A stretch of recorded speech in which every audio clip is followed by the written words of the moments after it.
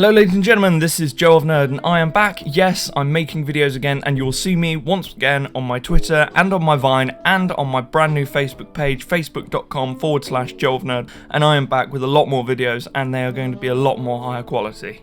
However, in anticipation for the new Fallout 4, I am making this episode Fallout themed because I'm so freaking excited, guys. Fallout 4, come on, Fallout is one of my favourite game series of all time.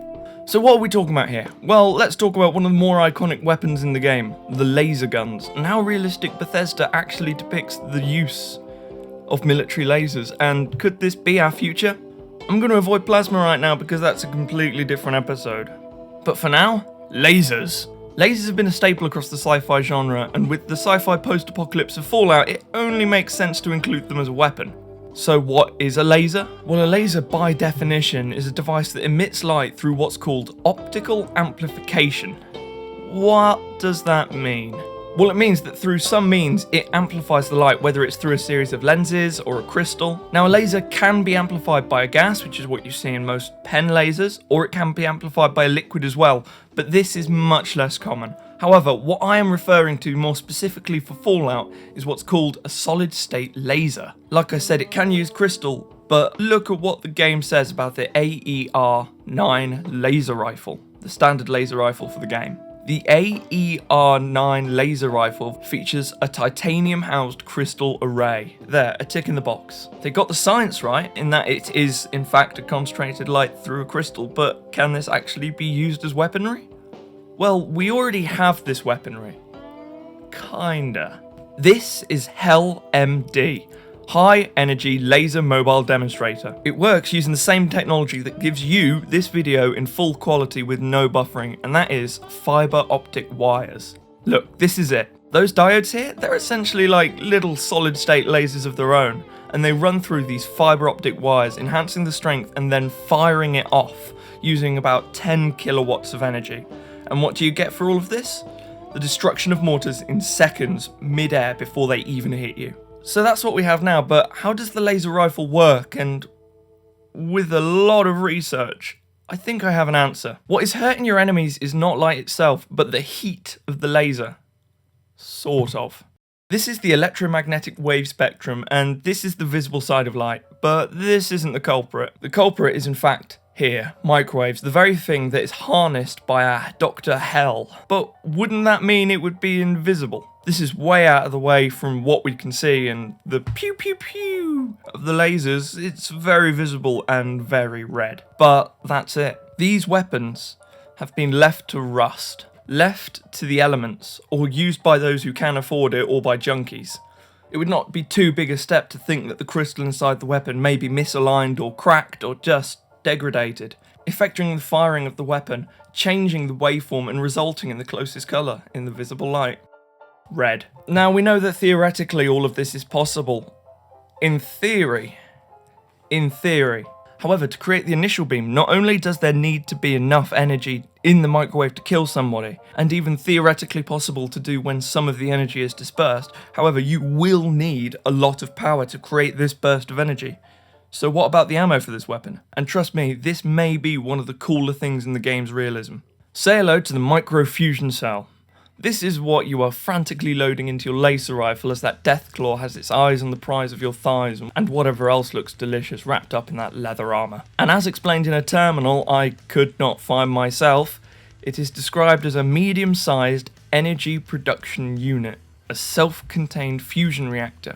But what does this actually mean? Well, there are two ways to create energy that has the word nuclear before it. Nuclear fusion and nuclear fission. And the important one is fusion. Fusion is where two smaller atoms fuse together to create a larger atom. This is basically what's happening all the time in the sun. To anyone who doesn't know this, it sounds a bit weird. How can that create energy? Well, with this equation. E equals mc squared. The atoms, when they fuse together, still lose some mass, and as a result it creates a small explosion. But how much power is created? Well, with just half a gram of hydrogen you can create about 500 megawatts. Wow, that is just really... how much is that? Obviously it's 500 megawatts, but like...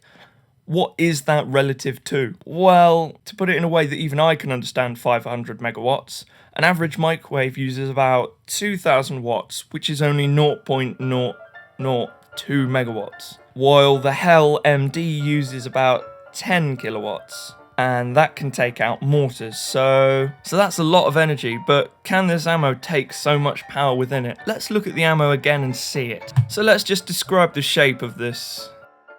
It's somewhat spherical.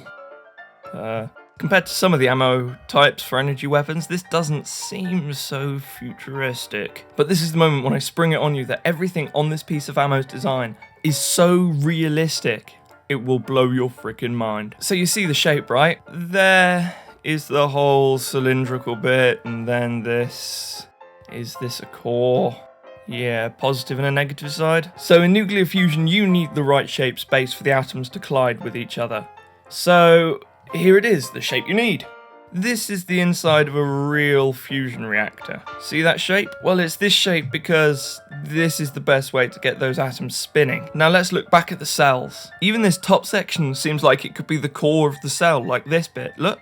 And now, ladies and gentlemen, for my final piece of evidence, hydrogen would probably make one of the best candidates for material for fusion. But hydrogen is also very, very flammable. So laser weapons may very well be in our future. Now I'm just really hoping for a Mr. Gusty of my own, because God knows I need one. Hello, ladies and gentlemen. End card thingy. I'm probably going to edit this down a bit as well, so sorry, I needed to stretch.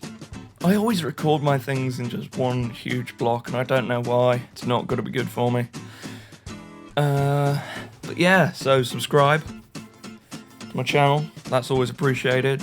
Like this video if you enjoyed it. Leave a comment if you've got any ideas for videos in the future. If you want me to cover the science, the psychology, or just the background behind any of your favorite games or nerd culture stuff. So I could look into comics for you. I could also look into TV shows, movies, anime, whatever the hell you want, because I am having fun. Okay, links for today. My first link shall be, as always, undecided. Cannot remember who I chose. And the second link shall be a completely random video of mine. I shall choose close to the time, probably while I'm putting the annotations up. Alright, ladies and gentlemen, this has been JoeOfNerd, and I shall see you later.